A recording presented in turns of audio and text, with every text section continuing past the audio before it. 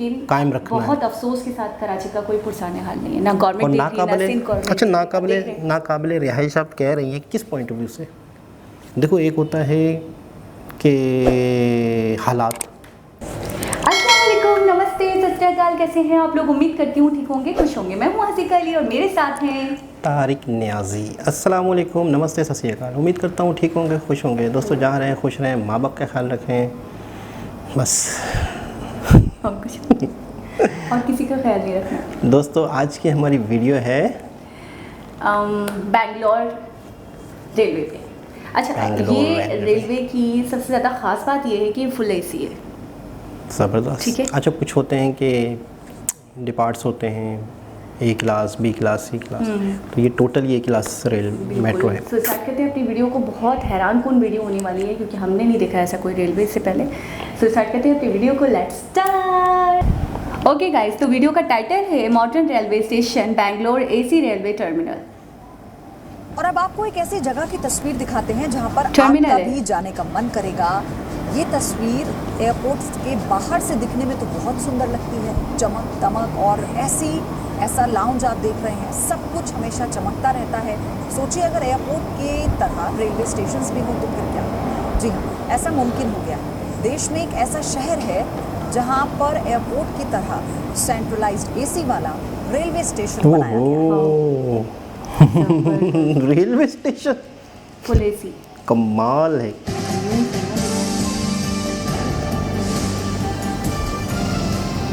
जी news. तस्वीरें देखकर आप कहेंगे कि ये एयरपोर्ट है। बिल्कुल एयरपोर्ट ही लग रहा है। जवाब है नहीं, ये एयरपोर्ट नहीं, रेलवे स्टेशन है।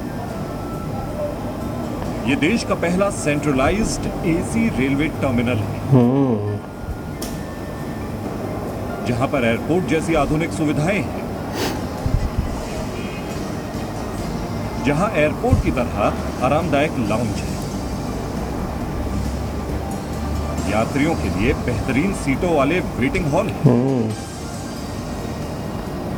यह है बेंगलुरु का सर विश्वेश्वरैया रेलवे स्टेशन। यह देश का पहला रेलवे स्टेशन है जिसे एयरपोर्ट की तरह बनाया गया है। क्या बात ये है। देश का अब तक का सबसे आधुनिक और स्टेट ऑफ द आर्ट सुविधाओं से लैस रेलवे स्टेशन है। इस वक्त मैं जिस रेलवे टर्मिनल पे मौजूद हूँ, ये देश का अब तक का सबसे आधुनिक और एक से एक बढ़ के सुविधाओं से लैस बेंगलुरु का sir M Visvesvaraya railway terminal है। बेंगलुरु के इस रेलवे स्टेशन का बाहरी हिस्सा ठीक बेंगलुरु एयरपोर्ट की तर्ज पर बनाया गया है। अच्छा। प्लेटफॉर्म पर पहुंचने से पहले सामने की 900 मीटर स्क्वायर फीट की लॉबी है जिसमें सेंट्रलाइज्ड एसी लगा हुआ है। वाह। पूरे स्टेशन के ऊपर 4200 स्क्वायर मीटर की कैनोपी लगाई गई है, जैसे बेंगलुरु एयरपोर्ट पर लगी है। प्लेटफॉर्म या रेलवे स्टेशन के दूसरे हिस्सों में जाने के लिए सीढ़ियों के अलावा स्वचालित सीढ़ियां और लिफ्ट की सुविधा मौजूद है। इस रेलवे स्टेशन पर कुल 7 प्लेटफॉर्म हैं, जिनकी चौड़ाई 15 फीट और लंबाई 600 मीटर है। सातों प्लेटफॉर्म को एक दूसरे से जोड़ने के लिए 7.5 फीट चौड़ा फुट ओवर ब्रिज बनाया गया है। प्लेटफॉर्म पर बारिश का पानी इकट्ठा करने के लिए वाटर हार्वेस्टिंग का भी इंतजाम किया गया है। इसकी ये एंट्रेंस लॉबी पूरी तरह से वातानुकूलित है। एंट्रेंस यानी कितनी एयर जबरदस्त कंडीशन है ना। पूरी और एयरपोर्ट इस बिल्कुल जबरदस्त। उसके स्टेशन बाद के यानी अंदर में सीढ़ियों के हर साथ साथ चीज़ आप देखें। एक्सीलेटर और साथ ही लिफ्ट की एक्सीलेटर सुविधाएं वगैरह भी मौजूद है। कुल 7 प्लेटफॉर्म हैं, सीढ़ियां भी जिन्हें हैं। बेहद आधुनिक इंजीनियरिंग के साथ फुट ओवर ब्रिज और साथ साथ सबवे के साथ भी जोड़ा गया है।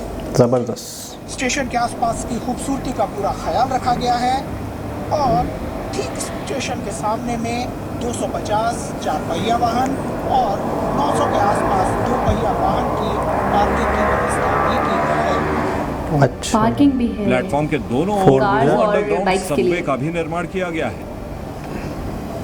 इस एयरपोर्ट टाइप प्लेटफॉर्म पर कभी आप गाड़ी पकड़ने के लिए वेटिंग लॉन्च में बैठेंगे तो आपको बिल्कुल एयरपोर्ट वाला एहसास होगा। इस स्टेशन का नाम भारत के आदि civil engineer sir M Visvesvaraya के नाम पर रखा गया है।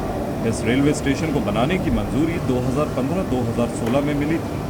अब 2021 में 314 करोड़ रुपए की लागत से ये स्टेशन बनकर तैयार है। अब पूरी बना है, तरह से बनकर जबरदस्त। तैयार इस रेलवे स्टेशन का उद्घाटन होना बाकी है। एंटर 7 करेंगे आप पूरा एक प्लेटफॉर्म एसी हॉल में आप एंटर करेंगे। उसके बाद में जब एसी का पूरा एक हॉल है, it's about near about 6000 square metre area है, तो दोनों तरफ सबवे है, जिसमें कि प्लेटफॉर्म 1 से आप एंट्री करेंगे और प्लेटफॉर्म 7 तक आप आ सकते हैं।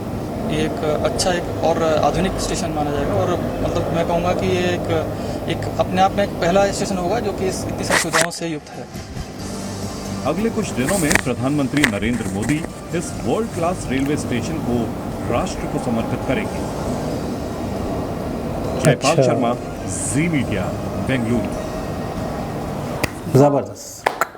क्या बात है, ये होती है यूं तरक्की, बिल्कुल रेलवे स्टेशन एयरपोर्ट की तरह। बिल्कुल। अच्छा Full मैं AC। हाँ मैं भी समझ रहा था कि शायद कोई ट्रेन है ऐसी अच्छा। जो एसी वाली ट्रेन होगी, तो उसमें डिपार्ट्स होते हैं। तो ये मतलब है कि बेंगलोर, अच्छा बेंगलोर की हमने कुछ टाइम पहले ही वीडियो एक देखी।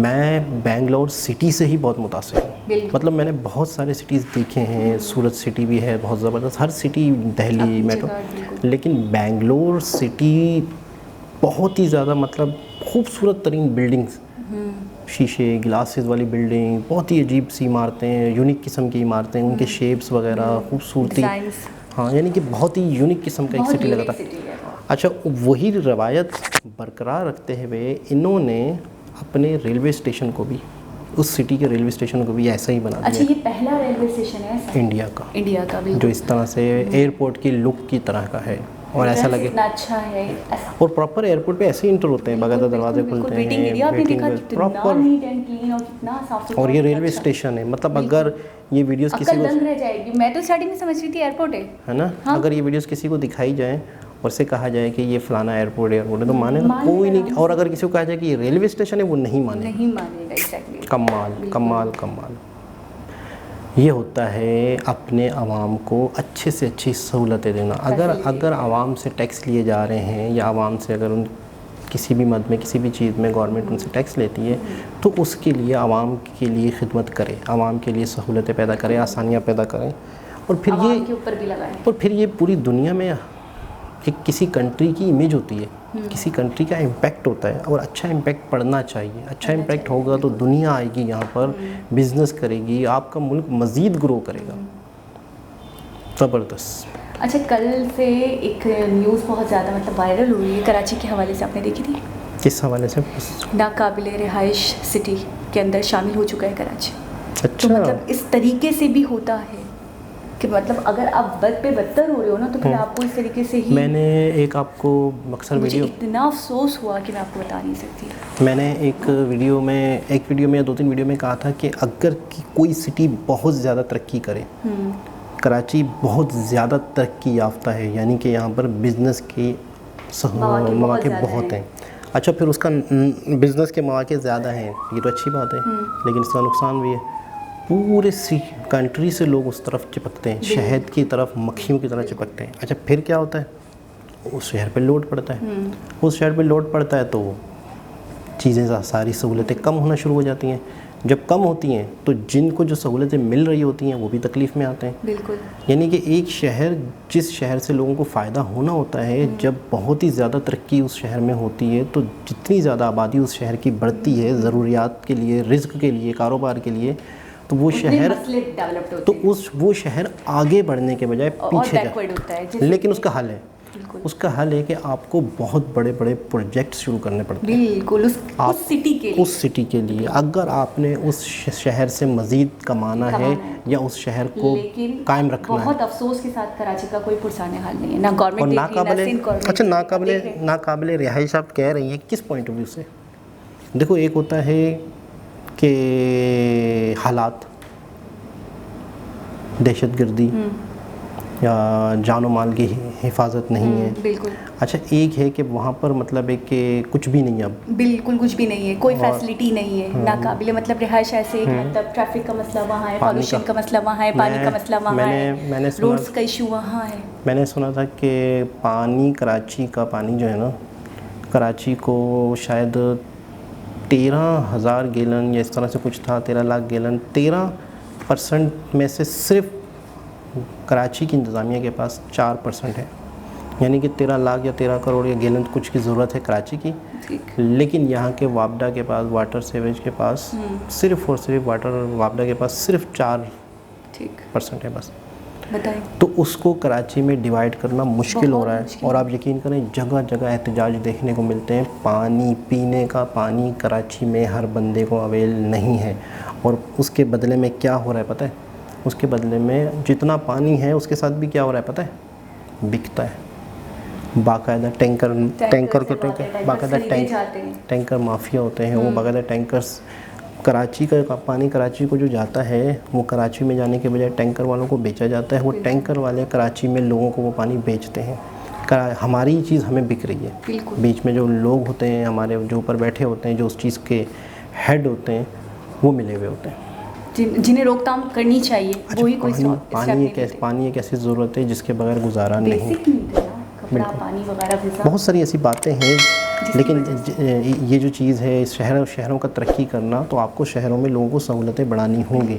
आपको अगर एक शहर आपको 100 रुपये दे रहा है कमा के, तो आपने उस पर 20-30 लगाने हैं, वरना वो 100 रुपये भी आपके डूबेंगे।